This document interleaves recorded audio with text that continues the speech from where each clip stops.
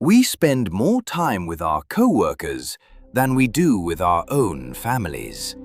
8 hours a day, 5 days a week, sitting next to them, eating lunch with them, trusting them. We tell ourselves we know these people. We tell ourselves we are safe. But sometimes the person sitting in the next cubicle, the one who brings donuts on Fridays, the one who always says good morning, is hiding something. Something that has been building for a very long time. 3 people thought they knew their coworkers. 3 people were wrong. These are their stories. And if you are listening to this on your lunch break, you might want to check who is watching you. Story 1. This is the story of Nicole, a 32-year-old office worker from Phoenix, Arizona, who started noticing small things wrong at her desk every morning. Things moved, things missing, until she found the folder on the shared office drive created by her coworker Greg, containing 3 years' worth of photographs, every single one taken without her knowledge. At her desk, in the break room, in the parking lot, and the last photograph in the folder taken through her bedroom window. My name is Nicole. I am 32 years old. I work in a mid-sized insurance company in Phoenix, Arizona. Open plan office, about 40 employees. The kind of workplace where everyone knows everyone and nothing interesting ever happens. Or so I thought. Greg had worked there for 6 years when I joined 4 years ago. Quiet man, mid-40s, always polite, always helpful. The kind of coworker who remembers everyone's birthday and never complains. I liked Greg. I trusted Greg. The small things started about 8 months into my time there. A pen moved to the wrong side of my desk. A personal photograph facing a slightly different direction than I had left it. My desk drawer not quite closed the way I always left it. Small things, easy to dismiss. Then my hand lotion went missing. Then a spare phone charger. Then a small personal notebook. Then a lip balm from my purse. Personal items, small enough to pocket. I reported it formally. HR said they would look into it. Nothing happened. 3 weeks later, I was working late. Everyone else had gone home. I was browsing the shared drive and saw something that made me stop. A folder I had never seen before, named with my full name, created 3 years ago by Greg. I opened it. Photographs, hundreds of them, every single one of me. At my desk, in the break room, walking to my car, getting coffee, eating lunch. 3 years worth of photographs taken without my knowledge, organized by date, chronological. 3 years of surveillance hidden on a shared office drive. I got to the most recent ones, the last photograph in the folder. Taken through a window, my bedroom window. I recognized the curtains, the lamp on my nightstand. I was in the photograph, asleep in my bed. I called the police from the office phone. Greg was arrested 2 days later. At the trial, it came out that he had been following me outside of work for nearly 2 years. He had my address, my daily schedule, my gym routine, my parents' address. He had built an entire map of my life without me ever knowing. He had been my coworker for 4 years. He had wished me happy birthday twice. He had covered my shift when I was sick. And the entire time, he had been watching. I work from home now. I keep my curtains closed. And every time someone at a new job is particularly friendly, particularly interested in the details of my life, I pay attention. I pay very close attention. Story 2. This is the story of James, a 35-year-old warehouse worker from Columbus, Ohio, who noticed his co-worker Danny disappearing for long stretches on the night shift. Until James found the room. A locked storage room at the back of the warehouse that was not on any floor plan, that Danny had a key to.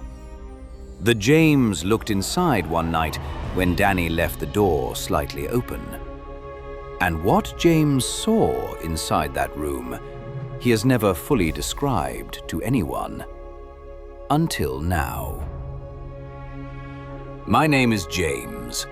I'm 35 years old. I worked the night shift at a large distribution warehouse in Columbus, Ohio for 3 years. Nights are different in a warehouse. The building is the same, the work is the same, but at night the place has a different quality, bigger somehow, quieter. The shadows between the shelving units go deeper, and the people who choose to work nights are not always the same as the people who work days. Danny had been on the night shift for 7 years when I started. Thin, quiet, efficient. He knew the warehouse better than anyone. He kept to himself mostly.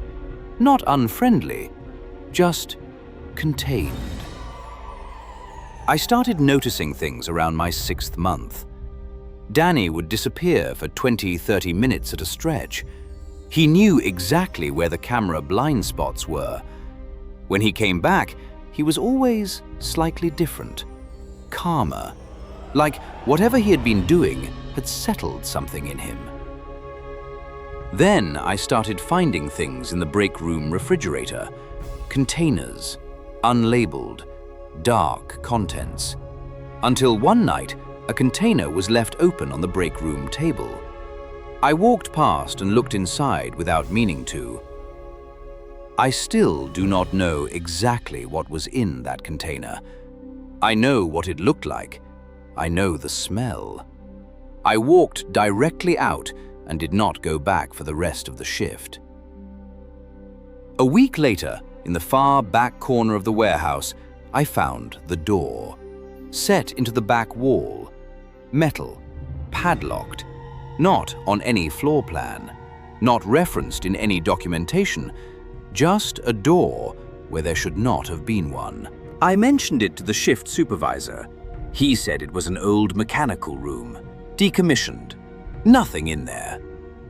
His eyes did not match his voice. 3 nights later, I was working nearby when I heard the padlock click. I moved into the shadow of the shelving and watched. Danny came out of the door, locked it, pocketed the key, walked back to his station without looking around. He had been in there for 35 minutes. 2 nights after that, Danny was called urgently to the loading bay. He left quickly. He left the storage room door slightly open, the padlock hanging unclipped. I stood in the aisle for a long time, looking at that door. I went in. The room was small, maybe 10 by 10 feet. I do not want to describe everything I saw. There was a chair in the center, old, wooden, photographs on the walls, dozens of them, people taken from a distance without their knowledge. A shelf along one wall. The things on that shelf, I cannot describe. I walked out, went to my car, called the police from the parking lot. They came. They searched. Danny was arrested that night. During the investigation, I was asked how long I thought this had been going on. Based on what they found in that room, the answer was at least 9 years. 9 years. On the night shift, in a room not on any floor plan, while the rest of us worked 20 feet away and never knew. I still work nights.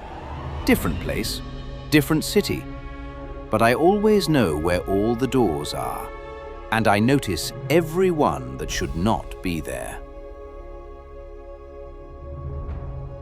Story 3. This is the story of Priya, a 29-year-old nurse from Seattle, Washington, who began receiving anonymous notes at work. Left in her locker, in her coat pocket, inside her lunch bag. Notes describing her daily routine in perfect detail. And then a note describing what she had done the previous evening at home, alone in her apartment. And the final note, left on her pillow inside her locked apartment, that said simply, "I have always been here. My name is Priya. I am 29 years old. I am a nurse at a large hospital in Seattle, Washington. 12-hour shifts, the kind of job that consumes your life and leaves very little time to notice anything else. Which is probably why it took me so long to understand what was happening." The first note appeared in my locker on a Tuesday morning. Folded white paper. My name on the outside in neat block letters.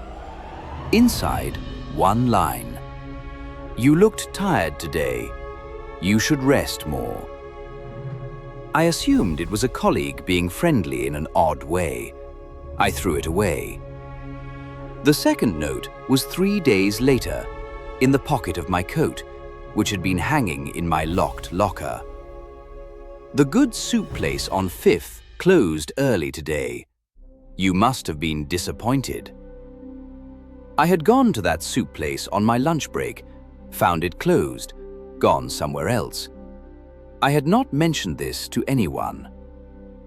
I reported it to hospital security.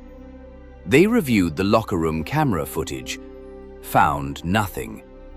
The camera covering my locker had been angled slightly, just enough to miss it. Someone who knew the camera positions had done that deliberately. The third note was inside my lunch bag, which I had packed at home that morning, which had been with me the entire day. The note said, "The green dress looks better than the blue one." I had been deciding between 2 dresses that morning, in my apartment, alone. I called the police. They checked my apartment.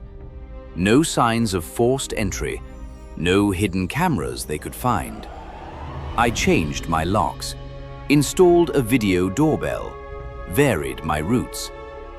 The notes stopped for 2 weeks. I began to relax.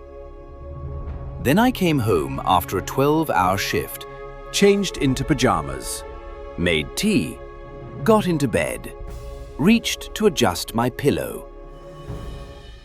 There was a note underneath it, inside my locked apartment, inside my bedroom, under my pillow. 4 words. "I have always been here." I was out of that apartment in 20 minutes. The police did a full search with a specialist team. They found it in the bedroom closet, a small hole drilled through the back wall into the utility crawl space behind it, large enough to see through, large enough to reach through. The crawl space ran the length of the entire building, accessible from the basement. The investigation found evidence the crawl space had been accessed regularly for over a year. They matched it to a maintenance worker employed by the building for 3 years, who had also worked a contract shift at my hospital twice the previous year. That is how he knew my schedule, my locker combination, my lunch routine. He had spent a year building a map of my life from inside the walls of my own home. He had been watching me sleep for over a year from inside the walls. walls. 3 people, 3 workplaces, 3 co-workers who were never what they appeared to be. Nicole still works from home. She received a letter 6 months after the trial. No return address. 1 line.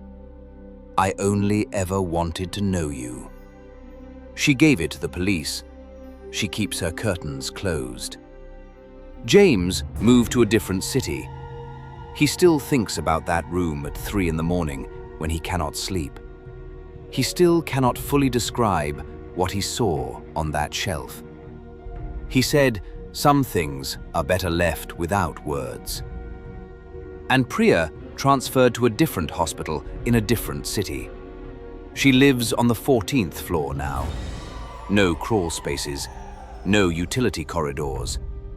She checks every apartment she considers, checks the building plans first. She told me she still hears sounds from inside the walls sometimes. She tells herself it is the building settling. She tells herself that every night. The people we work alongside every day, we think we know them. We think proximity means familiarity. We think familiarity means safety. But some people are very good at showing you exactly what they want you to see and hiding everything else. The person who refills the coffee machine every morning. The one who always holds the elevator. The one who knows your schedule better than you do. Pay attention, because sometimes the most dangerous thing in your life is not a stranger. It is someone with a key card. Someone who knows your locker combination. Someone who has been watching you for a very long time. And you never even noticed. Good night.